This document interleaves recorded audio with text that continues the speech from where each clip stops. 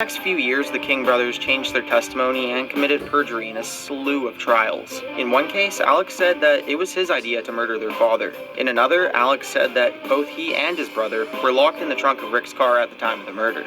The boys stated that they fabricated their confessions to cover up for Rick, knowing that they would receive a lesser punishment. In Rick's own trial, he stated that he only learned of the murder after the boys came to him and sought refuge from the police.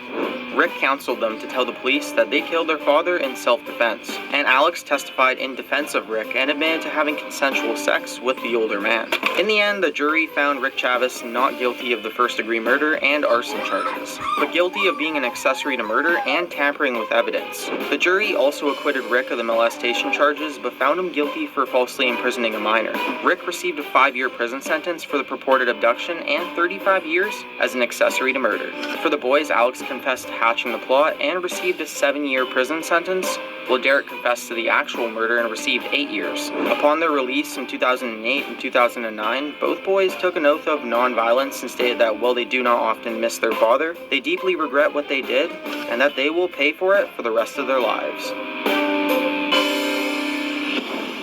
Number 4. Christian Fernandez. March 14th, 2011. 12-year-old Christian Fernandez watches his mother, Bianella Susana, leave the house to take his elder half-brother to school. Bianella is only 12 years older than her eldest son, who was the product of a sexual assault by Christian's 25-year-old father. Christian is now alone with his other half-brother, 2-year-old David Galarraga, a practice Bianella later confessed to police was commonplace. Anger bubbles beneath Christian's icy stare as he watches his mother disappear from sight. He turns to face David, who plays with toys next to an old bookshelf. Christian shoves his half-brother's head against the bookshelf several times, killing the boy. When police discovered the crime, Christian confessed in the interrogation room and said that he was thinking about his stepfather when he committed the crime, and that it had nothing to do with his younger brother. Less than a year earlier, Christian's stepfather, Luis Galarraga Bianco, shot himself in the head in front of his children before police could arrest him on child abuse and molestation charges. At the time, Christian was taken to the local emergency room to treat a massively swollen black eye, retinal damage, and a doctor's examination revealed extensive long-term sexual abuse. When the case went to trial, Christian was tried as an adult, charged with first-degree murder, and faced a life imprisonment without parole.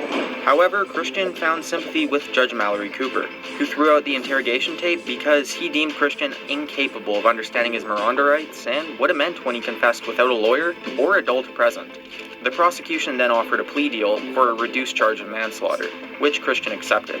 Christian received a 7-year juvenile detention sentence and will be released in 2018. Number 3. Jordan Brown. In early 2009, 11-year-old Jordan Brown lives with his family in a peaceful farmhouse in New Beaver, Pennsylvania. It's early in the morning and Jordan's father, Chris, makes breakfast for his son and 2 stepsisters, while Kenzie Hauk, Chris's pregnant fiancée, sleeps in late. It's just a normal, boring day in the average life of an American family.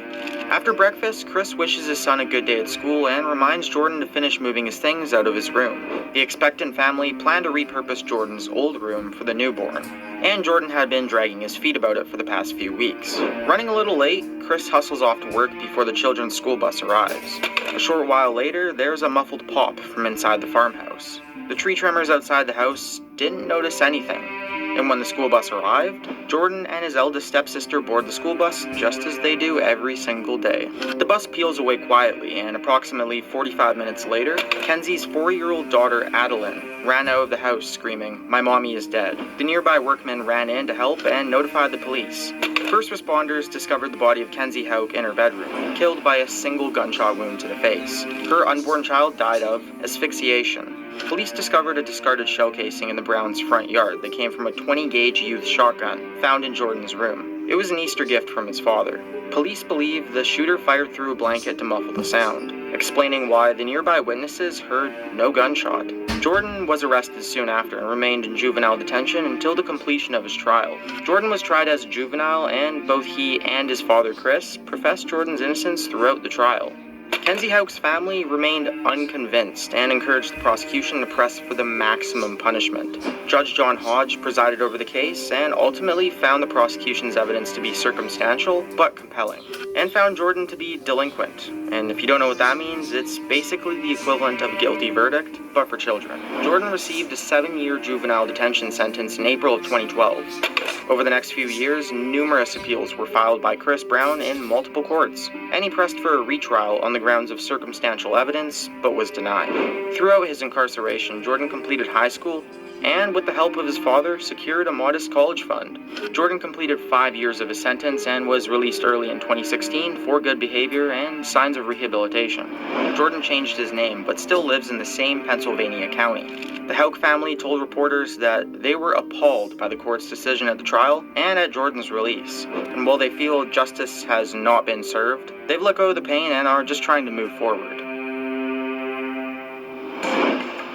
Number 2. Amarjeet Sada. In May of 2007, local villagers in Musahri, India, confronted 8-year-old Amarjeet Sada regarding the disappearance of a 6-month-old girl named Khushbu Devi. Locals knew the Sada family suffered their own personal tragedy, when only a year earlier they lost their 8-month-old daughter and 6-month-old cousin. Amarjeet happily recounted his tale to the concerned mother, casually describing how he bashed the infant's head in with a brick.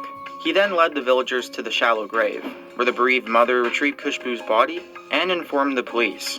When Bhagwanpur authorities investigated the murder and questioned Amarjeet's parents, who provided little information to what they regarded as a family matter.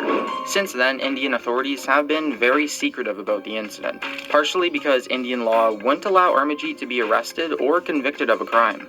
However, authorities put Amarjeet in detention at a children's home until the age of 18. Psychoanalyst Shamshad Hussain found Amarjeet to be suffering from a conduct disorder where a severe chemical imbalance in his brain makes him behave in a sadistic manner. Sufferers from this disorder take great personal satisfaction from inflicting pain in others. Amarjeet Sada is the youngest serial killer in the world and changed his name to Samarjit upon his release in 2016.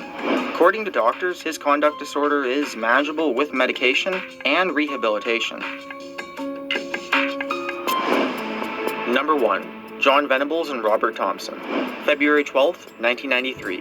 10-year-olds John Venables and Robert Thompson skipped school to hang out at the New Strand shopping centre near Kirkby, England. They also stole batteries, a clockwork toy soldier, and even a bucket of paint.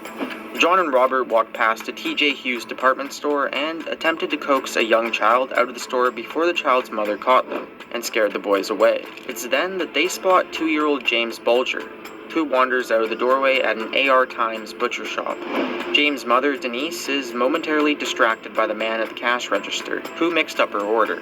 The problem is corrected moments later, and Denise walks out to find that her son James is gone. Denise reported the disappearance to the police, who searched the mall but couldn't find the boy.